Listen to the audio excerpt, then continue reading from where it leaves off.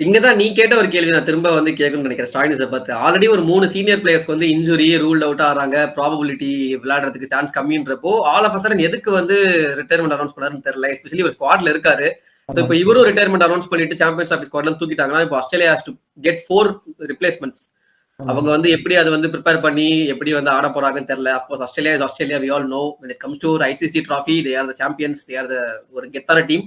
But still Stoinis கொஞ்சம் யோசிச்சு maybe champions ட்ராஃபிக்கு அப்புறம் டிசிஷன் எடுத்திருந்திருக்கலாமோ அப்படின்ட்டு ஒரு ஒரு கேள்வி எனக்குள்ள வருது அஸ் அ ஃபேனா. ஸோ தெரியல அவர் மனசுக்குள்ள என்ன இருந்துச்சுன்னு அவருக்கு தான் தெரியும். மேபி நம்ம கொஞ்சம் நியூ நேம்ஸ் பார்க்கலாம் இந்த வாட்டி சாம்பியன்ஷிப் நினைக்கிறேன் ஆஸ்திரேலியா டீம்ல. So Mitchell Owen, Sam Konstas, Sam Konstas, அதுக்கப்புறம் மிச்சல் மிச்சல் ஓவன். ஓவன் நீ சொன்ன மாதிரி ஃப்ரேசர் மெக்கேக்கு இவங்கெல்லாம் வந்து நம்ம எதிர்பார்க்கலாம் ஒரு வாய்ப்பா வரதுக்கு. ஆனா இவங்களுக்கு டாப் ஆர்டர் பிரச்சனை இல்லை, மிடில் ஆர்டர் தான் இப்ப பிரச்சனை. மிச்சல் மார்ஸும் மிடில் ஆர்டர், ஸ்டாயினிஸும் மிடில் ஆர்டர். ஸோ வந்து யாரை ரிப்ளேஸ் பண்ண போறாங்கன்றது பொறுத்தது தான் பார்க்கணும்.